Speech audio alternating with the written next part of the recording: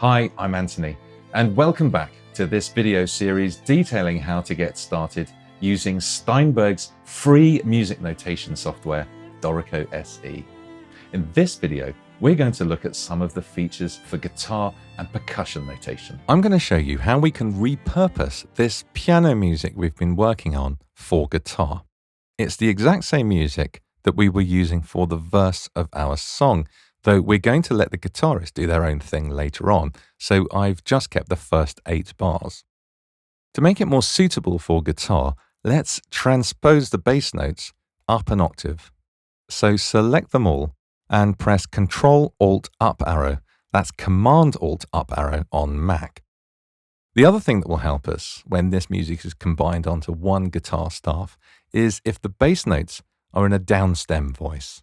So let's change the voice now while it's easiest to select the notes. Switch to setup mode and expand the piano player card.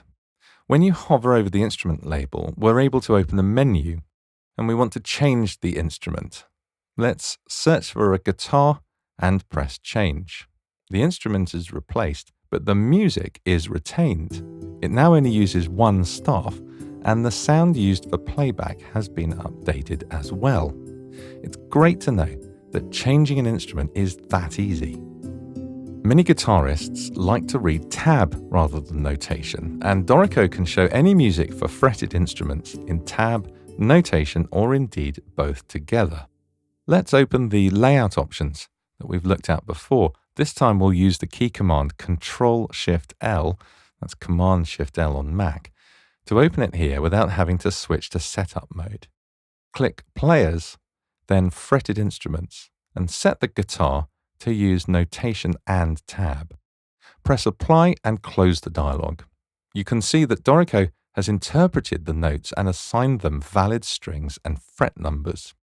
Of course, while these are all valid positions, you might want to go through and edit the fingering to make it easier to play. This is very easy. Simply select a note and press N to move the note so that it's played on the string above, or M to move it to the string below. Work through the piece until you're happy with all the fingering. Let's add a drum kit. Switch to setup mode and press the Add Player button. Type drum and let's choose the basic drum set. Expand the drum set player and you'll notice that the instrument label is green, telling us that this is a percussion kit comprised of multiple percussion instruments. We can edit the percussion kit to see which instruments it includes. It also shows us whereabouts on the 5-line staff each instrument is located. The kit has everything I need, except perhaps a wood block. Let's click the Add button and search for wood block. It's added to the middle line. However, I'd actually like it one line higher, so I can use the Move buttons to reposition it. That's perfect. So I'll press Apply and close the editor. Back in write mode, let's double-click the percussion staff to start note input. You'll notice it's a little different from regular note input, as each line on the staff represents another percussion instrument. Use the up and down arrow keys to move up and down the staff, seeing how the instruments are at the positions we saw them in the editor. Press Y to input a note. Some of the instruments have various playing techniques associated with them that are drawn using different note heads. When on such an instrument's staff line, press Shift and Alt plus the up and down arrow keys to cycle through the different techniques. Once you know where each instrument is located on the staff, you can use the note names as if this were a treble clef staff. I'm pressing the F and G keys to input the ride cymbal and hi-hat.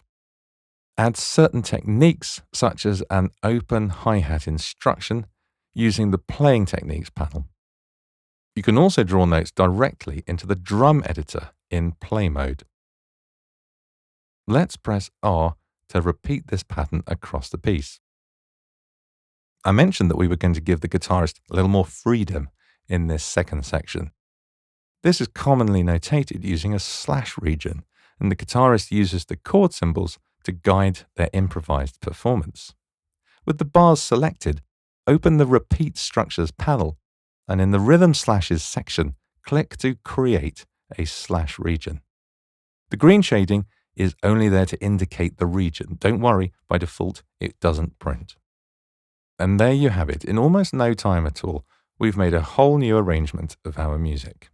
So I hope that gives you a flavor of some of the powerful features Dorico SE has for working with guitar and percussion music, and for using slash regions. In the next video, I'll show you some advanced techniques that will speed up working in Dorico SE, as well as some more powerful features that I think you're going to love. I hope to see you there.